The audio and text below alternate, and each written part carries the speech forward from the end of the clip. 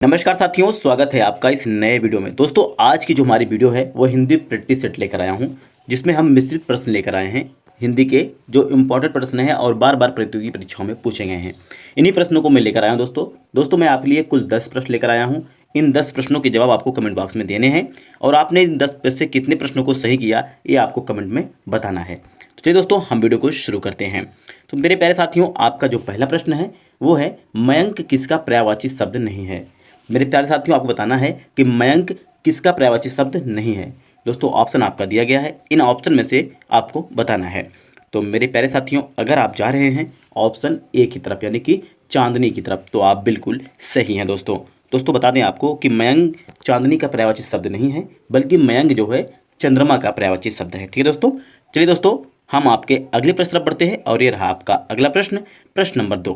प्रश्न नंबर 2 है आपका, निम्न में से कौन सा वर्ण घोष नहीं है।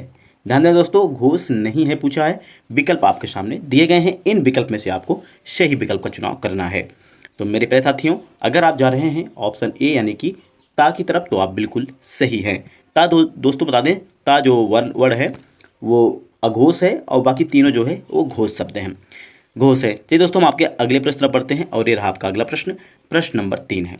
ध्यान दें दोस्तों, प्रश्न नंबर 3 क्या कह रहे हैं हम कि गेहूं शब्द का निम्न में से तत्सम शब्द है। यानी कि आपको बताना है कि गेहूं का तत्सम शब्द क्या है। विकल्प आपके सामने दिए गए हैं, आपको इन विकल्प में से सही विकल्प का चुनाव करना है। तो मेरे प्यारे साथियों, अगर आप जा रहे हैं ऑप्शन डी यानी कि गोधूम की तरफ, तो आप बिल्कुल सही हैं, क्योंकि गेहूं का तत्सम जो शब्द है वो गोधूम है। चलिए दोस्तों हम आपके अगले प्रश्न पढ़ते हैं और ये रहा आपका अगला प्रश्न, प्रश्न नंबर 4 है। दोस्तों निम्न में से डिब्बा किस शब्द का एक वचन है। दोस्तों आपको ये बताना है, विकल्प आपके सामने दिए गए हैं, आपको इन विकल्प में से सही विकल्प का चुनाव करना है। तो मेरे प्यारे साथियों, अगर आप जा रहे हैं ऑप्शन सी की तरफ यानी कि डिब्बे की तरफ, तो आप बिल्कुल सही हैं।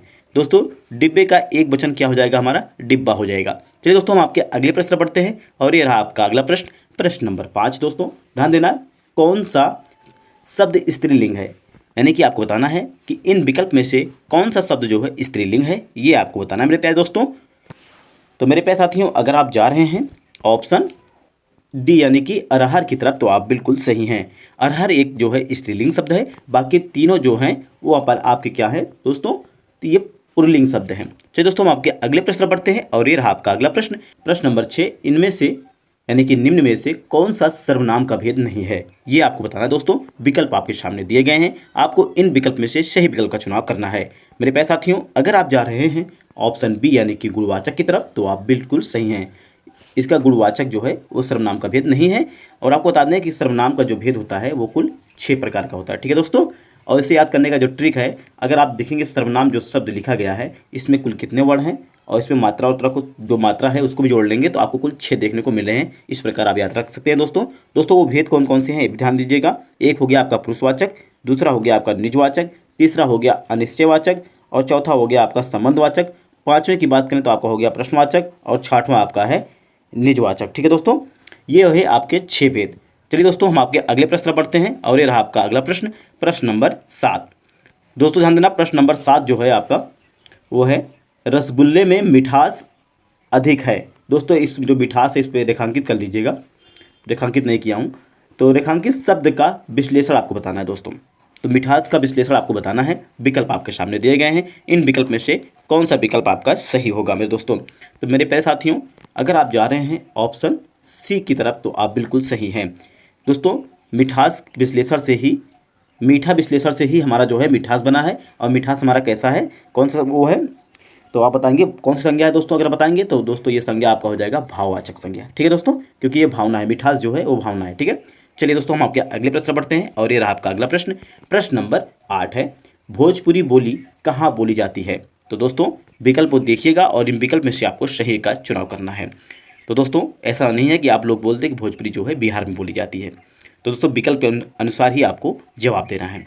तो मेरे प्यारे साथियों, अगर आप जा रहे हैं ऑप्शन ए यानी कि फैजाबाद, जो कि वर्तमान में अयोध्या हो गया है, ठीक है दोस्तों, ये आपका बिल्कुल सही हो जाएगा। चलिए हम आपके अगले प्रश्न पढ़ते हैं और ये रहा आपका अगला प्रश्न, प्रश्न नंबर 9 है, निम्न में से भारत में आर्य भाषा का आरंभ कब हुआ, ये आपको बताना दोस्तों। विकल्प आपके सामने दिए गए हैं, इन विकल्प में से आपको सही विकल्प का चुनाव करना है मेरे साथियों। मेरे प्यारे साथियों, अगर आप जा रहे हैं ऑप्शन सी यानी कि 1500 ईस्वी पूर्व के आसपास, तो आप बिल्कुल सही हैं। ये आपका बिल्कुल सही हो जाएगा दोस्तों। तो दोस्तों हम आपके अगले प्रश्न पढ़ते हैं और ये रहा आपका लास्ट प्रश्न। आपका अगला प्रश्न है प्रश्न नंबर 10। निम्न में से किस युग में कमायनी की रचना की गई है? ये आपको बताना दोस्तों। विकल्प आपके सामने दिए गए हैं, इन विकल्प में से आपको सही विकल्प का चुनाव करना है। तो मेरे प्यारे साथियों, क्योंकि हम सभी लोग जानते हैं कमायनी जो है जयशंकर प्रसाद द्विवेदी जी की जो है ये रचना है। और जयशंकर प्रसाद द्विवेदी किस युग के कवि हैं? तो आप बताएंगे भैया छायावाद के कवि हैं, जो कि आपका बिल्कुल सही हो जाएगा। तो दोस्तों आपको यह वीडियो कैसी लगी हमें कमेंट में जरूर बताइएगा। मिलते हैं आपसे एक नए वीडियो में। धन्यवाद।